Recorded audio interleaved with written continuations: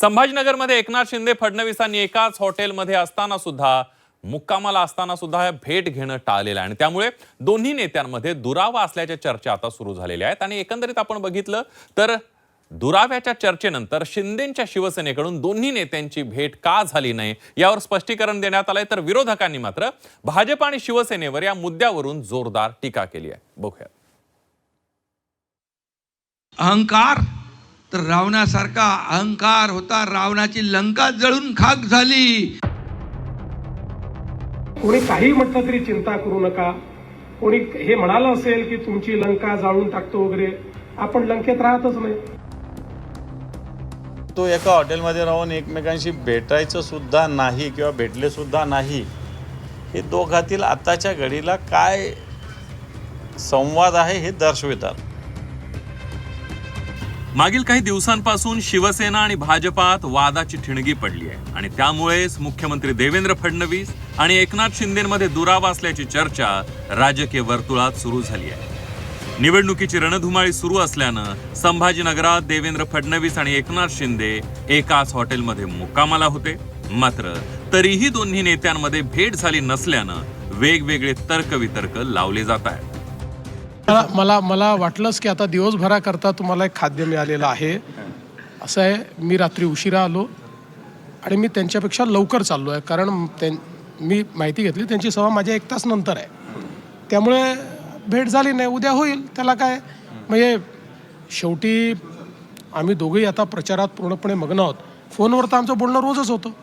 त्याच्यामुळे आता भेट झाली नाही झाली तर ते तयार व्हायचे आहेत. मला लवकर निघायचं आहे, कारण माझ्या सभा लवकर ठेवल्या आहेत. यात कोणची मोठी गोष्ट आहे. तुम्ही चालवा दिवसभर, झाली नाही भेट, झाली नाही भेट.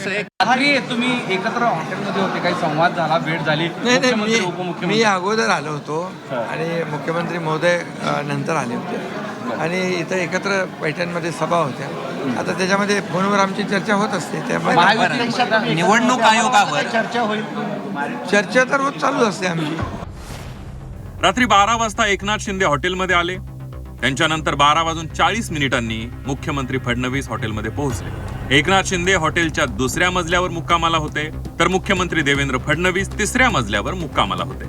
सकाळी 11:15 एकनाथ शिंदे हॉटेल बाहेर निघाले, तर मुख्यमंत्री देवेंद्र फडणवीस सकाळी 10 वाजता प्रचार सभेसाठी निघाले. एकाच हॉटेलमध्ये असूनही फडणवीस आणि शिंदेंची भेट न झाल्यानं विरोधकांनी भाजप आणि शिवसेनेला लक्ष केलंय. तर दोन्ही नेत्यांची भेट का झाली नाही यावर शिंदेच्या शिवसेनेचे नेते संजय शिरसाट यांनी स्पष्टीकरण दिलंय.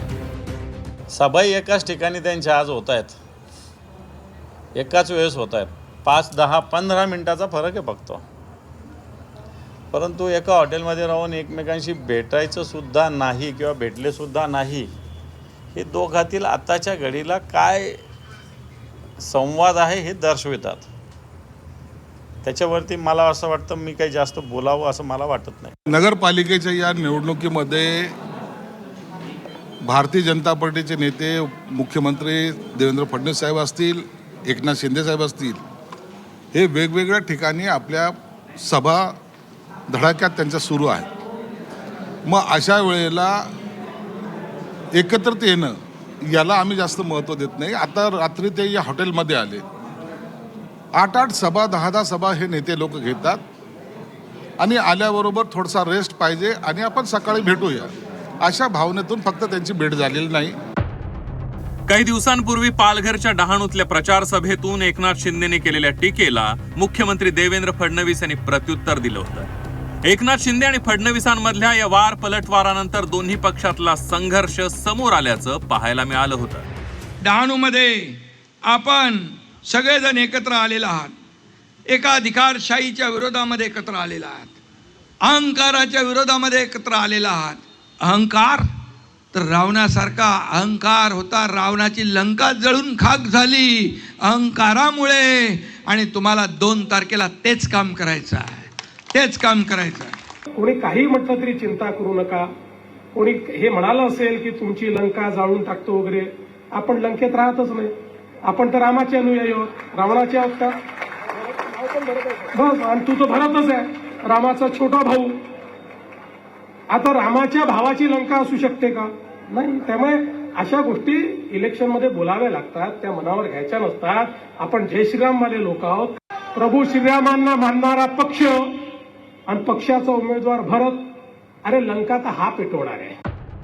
पालघर मधील या टीका टिप्पणीवर एकनाथ शिंदेने झी24 तासच्या टू द पॉइंट मधून स्पष्टीकरण दिलं होतं.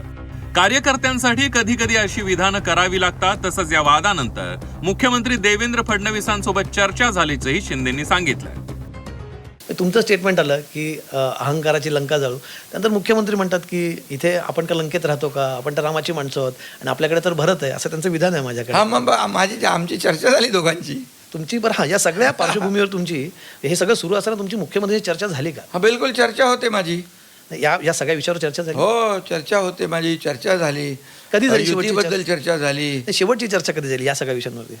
मी कालही बोललो, त्याच्या अगोदर देखील बोललो. नाही पण या विषयावरती बोललात? हा या विषयावर त्यांनी मला नाही ही जी टीका टिप्पणी चालू आहे. हो टीका टिप्पणी त्यांनी सांगितलं आपण विकासावर बोलतो आणि तुम्ही जे बोललात ते तुमचा मतितार्थ काय होता तोही मी बघितलं, हे केला.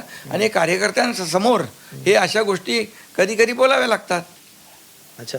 आणि त्यांनी जे म्हटलं त्यांनी काही माझ्यावर टीका केली नाही, मी त्यांच्यावर कधी टीका केली नाही.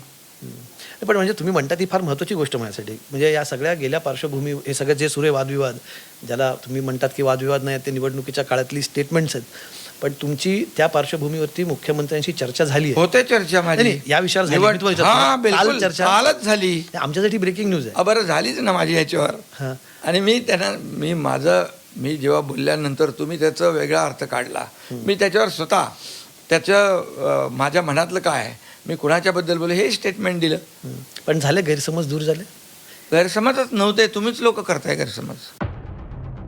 भाजप आणि शिवसेनेत अलबेल नसल्याचं चित्र आहे. या दोन्ही पक्षातील संघर्षावर फडणवीस आणि एकनाथ शिंदेमध्ये चर्चा देखील झाली आहे. मात्र दुसरीकडे एकाच हॉटेलमध्ये असतानाही दोन्ही नेते एकमेकांना का भेटले नाहीत, यावरून आता राजकीय वर्तुळात वेगवेगळ्या चर्चा सुरू झाल्या.